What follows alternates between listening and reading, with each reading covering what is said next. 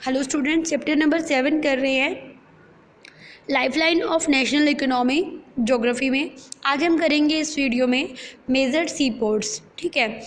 Long coastal area of 7516.6 kilometre, India is dotted with 12 major and 200 minor ports.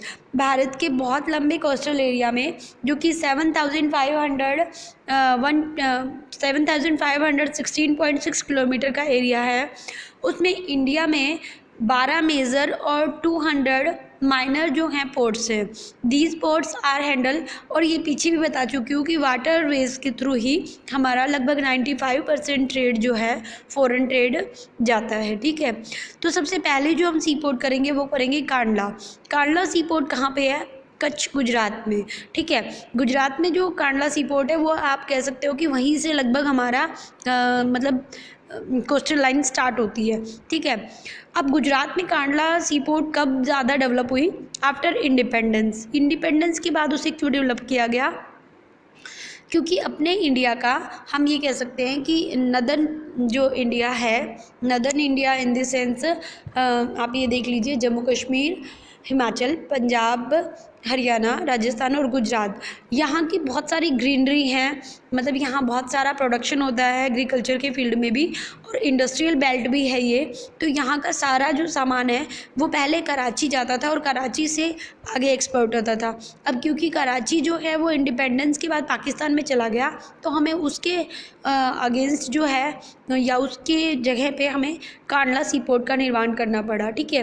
Kandla C port एक tidal port है। Tidal port होने की वजह से वहाँ पानी की कमी नहीं होती, टाइड्स आती रहती हैं, और एक नेचुरल हार्बर जो है वो हार्बर जो है वो उसको शिप्स को मिल जाता है। हार्बर एक ऐसी जगह होती है जहाँ से पानी होता है जिसमें, और उसको शिप को पानी के अंदर उसके थ्रू पहुँचाया जाता है। ठीक है। मतलब ज़मीन पे आके तो शिप खड़ा नहीं होगा ना, पानी के अंदर ही कहीं पे खड़ा होगा। तो वो ऐसी जगह होती है एक तरह से लेक शिप टाइप की, आप थोड़े सा सेपरेट, कि वहाँ हम शिप को स्टोर करके भी अलग से भी बांध बूंद के रख सकते हैं। ठीक है। उसके बाद आता है जो सेकंड हमारा बहुत इंपॉर्टेंट है, मुंबई। पहला हमने किया कांडला। कांडला को आप ये कह सकते हो कांडला इन कच्छ, कच्छ गुजरात में है। ठीक है। और आप ऐसे बोल सकते हो कि इंडिपेंडेंस के बाद वो पहला सी पोर्ट हमने डेवलप किया था कराची की कमी को पूरा करने के लिए। ठीक है। जो सेकंड बहुत इंपॉर्टेंट है वो है Mumbai. Mumbai is the biggest port with special natural and well settled harbour. Mumbai एक बहुत बड़ा पोर्ट है। इसमें आप कह सकते हो कि जो इसका हार्बर है वो एकदम वेल सेटल्ड है, यानी कि बहुत बड़ा हार्बर है। ठीक है।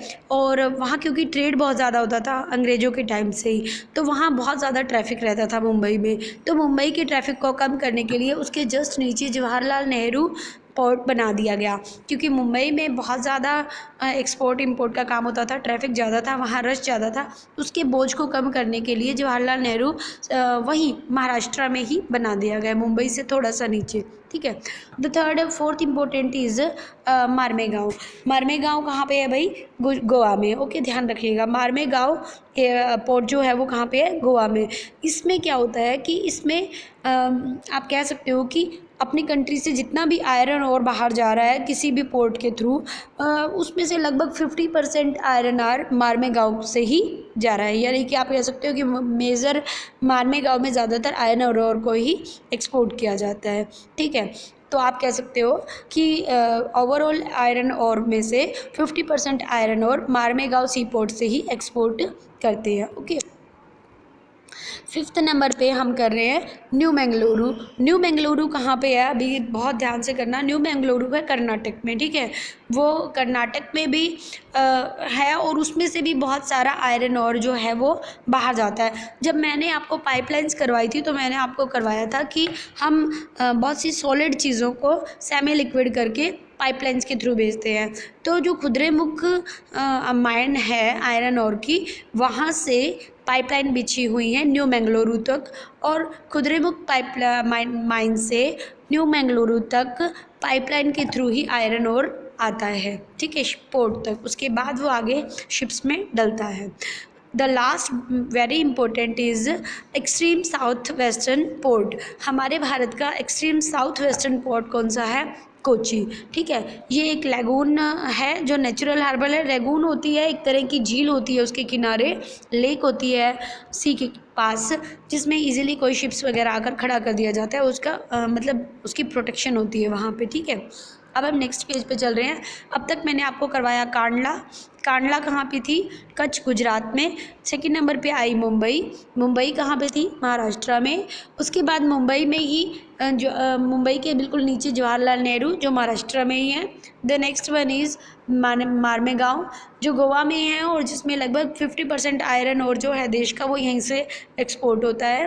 ठीक है, मार्मेगांव के बाद आता है न्यू मंगलुरु पोर्ट, जो कर्नाटका में है, और यहाँ खुदरेमुख माइन से डायरेक्ट पाइपलाइन के थ्रू क्या होती है, आयरन ओर आता है। ठीक है, और जो लास्ट इम्पोर्टेंट था वो था साउदर्न वेस्टर्न पार्ट कौन सा है इंडिया का, तो कोची में साउदर्न वेस्टर्न पार्ट है, और ये एक लैगून और नेचुरल हार्बर है, यानी कि ये ऐसी जगह है जहाँ पे लेक्स बनी हुई हैं और नेचुरली वो शिप्स अपनी जगह पे ही वहाँ पे खड़े रहते हैं। ठीक है, उसके बाद नेक्स्ट हमारा आ रहा है कि moving along the eastern coast. अब हम ईस्टर्न कोस्ट की तरफ जाते हैं। ठीक है, अब तक हमने वेस्टर्न कोस्ट पढ़ी है, मैं फिर से एक बार रिकॉल करवा देती हूँ वेस्टर्न कोस्ट को।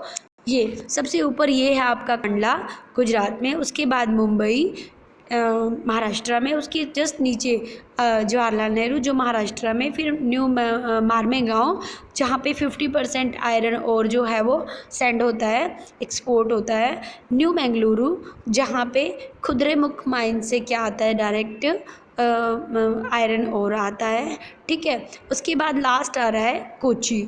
ठीक है, कोची को क्वीन ऑफ अरेबियन सी भी कहा जाता है, क्योंकि अरेबियन सी का ज़्यादातर सारा आप कह सकते हो कि ट्रेड है वो यहाँ से भी काफ़ी हद तक जाता है। ठीक है, अब हम ईस्टर्न यानी इस पार्ट के, ये पार्ट हमारा वेस्टर्न पार्ट था, और अब हम इस पार्ट के करेंगे तो ये पार्ट हमारा ईस्टर्न पार्ट है। इसमें सबसे नीचे ये है टूटीकोरिन। ठीक है, टूटीकोरिन के बारे में अगर मैं आपको बताऊँ कि जो टूटीकोरिन है वो एक ऐसी पोर्ट है जो नेचुरल हार्बर है, जहाँ पे मतलब अपने आप से ही क्या है, वहाँ पे ऐसी जगह है कि शिप्स पानी में जा सके।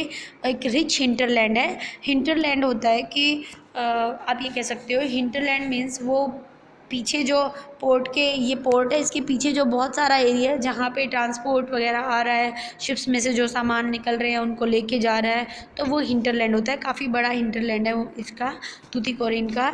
और आप ये भी कह सकते हैं कि variety of cargoes even of neighbouring countries like Sri Lanka, Maldives etcetera.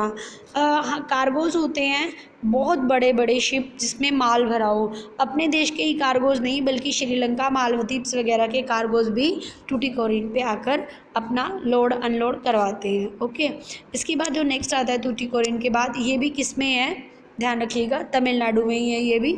ठीक है, तमिलनाडु में ही टूटीकोरिन था, और तमिलनाडु में ही परली साइड कौन सा है, चेन्नई। चेन्नई के बारे में स्पेशल है कि चेन्नई एक ओल्डेस्ट आर्टिफिशियल पोर्ट है। ठीक है, ओल्डेस्ट आर्टिफिशियल पोर्ट है, यानी कि मैन मेड पोर्ट है। ठीक है, बाकी नेचुरल होते हैं। इट इज़ रैंक्ड, और इसमें ट्रेड जो है वो मुंबई के बाद दूसरे नंबर पे इसमें ट्रेड होता है। सबसे पहले नंबर पे ट्रेड मुंबई में होता है, और दूसरे नंबर पे व्यापार कहाँ पे होता है, चेन्नई में होता है। ठीक है, उसके बाद कह रहे हैं वॉल्यूम के अकॉर्डिंग। उसके बाद नेक्स्ट आती है विशाखापट्टनम। विशाखापट्टनम कहाँ पे है, ध्यान से देखिए, आंध्र प्रदेश के दो टुकड़े हुए, ये बना तेलंगाना और ये बना आंध्र प्रदेश। आंध्र प्रदेश के कोने में है विशाखापट्टनम। इसके बारे में फेमस है कि ये डीपेस्ट लैंडलॉक्ड है। लैंडलॉक्ड मतलब शिप्स जो है ना उनको बांध के रखना पड़ता है, अदरवाइज़ वेव्स के साथ वो समुद्र के अंदर चले जाते हैं, तो इसको बांधने की ज़रूरत नहीं होती शिप्स की। वहाँ बैरर इस तरह के लगे हुए हैं कि शिप जिग-जग करके आगे तक नहीं जा सकता। ठीक है, सॉरी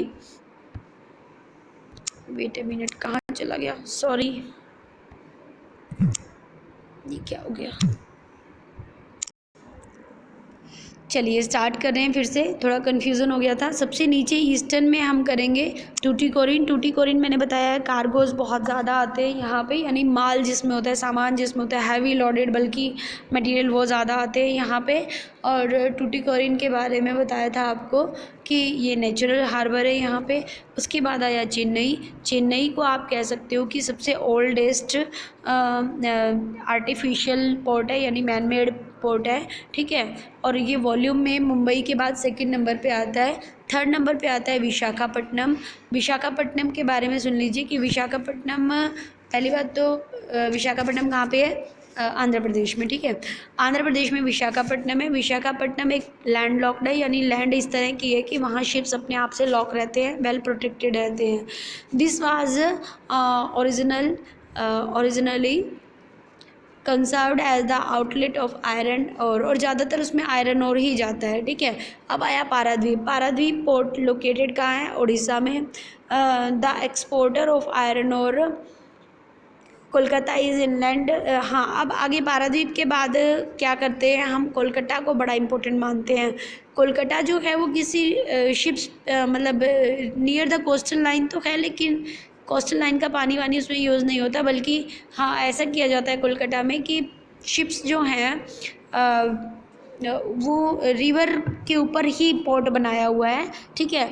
और जैसे ही पानी की कमी रहती है तो रिवर से पानी ले लिया जाता है। हुगली रिवर जिसको नॉर्दर्न इंडिया में गंगा कहते हैं, उसे वहाँ पे ईस्टर्न इंडिया में हुगली कहा जाता है। और हुगली रिवर के ऊपर ये फ्लाईओवर बनाया गया है, ये बनाया गया और यहाँ से ईजिली पानी ले सकते हैं, ठीक है। और पानी लेने के बाद अच्छे से हार्बर वगैरह कर सकते हैं। ओके, द नेक्स्ट और वेरी इंपॉर्टेंट इज़ कोलकाता के बारे में ये है कि कोलकाता में भी मुंबई की तरह बहुत ज़्यादा बर्डन था, बहुत ज़्यादा सप्लाई होती थी, क्योंकि ब्रिटिशर्स लोगों ने वही जगह चुनी थी जहाँ पे वो सप्लाई कर सके, ठीक है। तो इसीलिए कोलकाता का बोझ कम करने के लिए हल्दिया एक बना दिया गया, हल्दिया जो है सी पोर्ट बना दिया गया कलकत्ता का बोझ कम करने के लिए। ओके, मैंने आपको ये सारे सी पोर्ट्स अभी करवाए हैं, मैं एक बार फिर से इसको रिकॉल करती हूँ। सबसे पहले है कांडला जो गुजरात में है, कच्छ में है, ठीक है। उसके बाद है मुंबई के बाद जस्ट नीचे आएगा जवाहरलाल नेहरू के बाद जवाहरलाल नेहरू के बाद मारमेगांव में 50% आयरन और सप्लाई होता है, ठीक है। न्यू मैंगलुरु में क्या होता है कि आप ये कह सकते हो कि न्यू मैंगलुरु में भी आयरन और ही भेजा जाता है, लेकिन खुदरेमुख जो माइन थी वहाँ से डायरेक्ट पाइपलाइन के थ्रू आता है। द लास्ट है कोची, और कोची के भी